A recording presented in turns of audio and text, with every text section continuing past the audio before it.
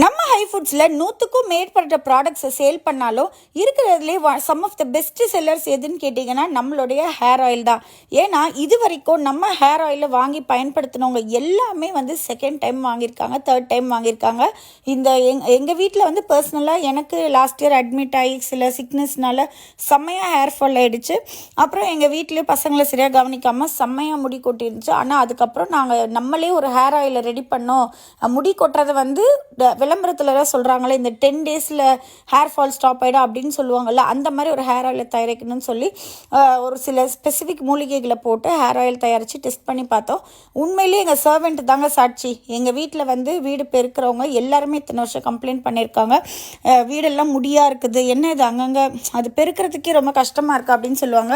ஆனால் நம்ம high ஃபுட்ஸோட hair ஆயிலை ரெடி பண்ணி பயன்படுத்தின வித்தின் 10 டேஸ் ஒரு மேஜிக் மாதிரி முடி கொட்டுறது நின்றுச்சுங்க. முடியை பிடிச்சி இழுத்தா கூட வரமாட்டேங்குது. என்னுடைய பெஸ்ட் ஃப்ரெண்ட் ஒருத்தவங்க வாங்கினவங்களும் சொன்னாங்க அவங்க வீட்டில் பாத்ரூம்லலாம் முடியாக இருக்கும் அப்படின்னு சொல்லி. ஸோ நம்மளுடைய ஹேர் ஆயில் வேணும்னா வாட்ஸ்அப்லேயோ ஆர்டர் பண்ணிக்கலாம். என்னுடைய 1 இயர் லங்ஸ் அட்டாக் ஆனிவர்சரி செலிப்ரேஷனுக்கு மேட் சிக்கன் பிரியாணி தான் பண்ணியிருந்தாங்க. வெறும் நம்ம ஹை ஃபுட்ஸோட காஷ்மீரி மிளகாத்தூள் வச்சு மட்டும்தான் பண்ணியிருந்தாங்க. சூப்பர் டேஸ்ட்டில் வந்துச்சு, அப்படியே ஹோட்டல் டேஸ்ட்டில் இருந்தது பிரியாணி. ஸோ நம்மளுடைய கஸ்டமர்ஸும் ஒரு சில பேருக்கு நேற்று பேக்கிங் பண்ணி அனுப்பிச்சிருந்தோம். அவங்க வீட்டில் நம்ம பிரியாணி, நம்ம தோசை எல்லாமே ரொம்ப விரும்பி சாப்பிடுவாங்க. நம்மளுடைய one of the regular customer அவங்க. ஸ்வீட் பொட்டேட்டோ ரோல்ஸும் ஸ்நாக்ஸுக்கு செஞ்சுருந்தோம். ஸோ அதையும் கொடுத்து விட்டுருந்தோம். அம்மா வீட்டுக்கு வந்திருந்தாங்க. நம்ம வீட்டில் கருவேப்பிலையெல்லாம் பார்த்துட்டு அவங்க ரொம்ப எக்ஸைட் ஆகிட்டாங்க.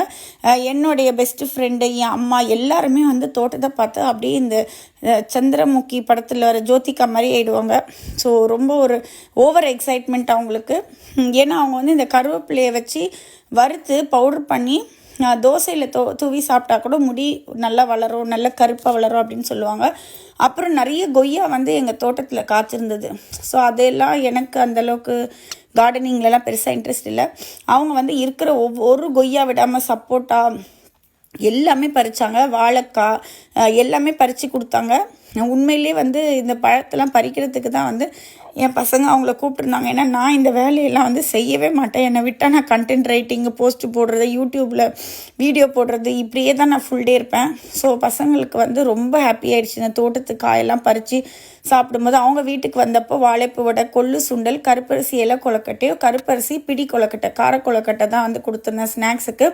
டின்னருக்கு சோள இடியாப்பம் ப்ளஸ் நம்ம ஒயிட் சிக்கன் காலி மிர்ச் தான் கொடுத்துருந்தோம். ஃபைனலாக பார்க்குக்கு போய் இதுதான் எங்கள் அம்மா அப்படின்னு எல்லாருக்கும் இன்ட்ரடியூஸ் பண்ணேன். என்னங்க உங்கள் சிஸ்டர் மாதிரி இருக்காங்க இவங்க, நம்பவே முடியல உங்கள் அம்மான்னு. இதோட இந்த பிளாக் போஸ்ட் முடியுது. நம்ம சேனலை கண்டிப்பாக சப்ஸ்கிரைப் பண்ணிவிடுங்க.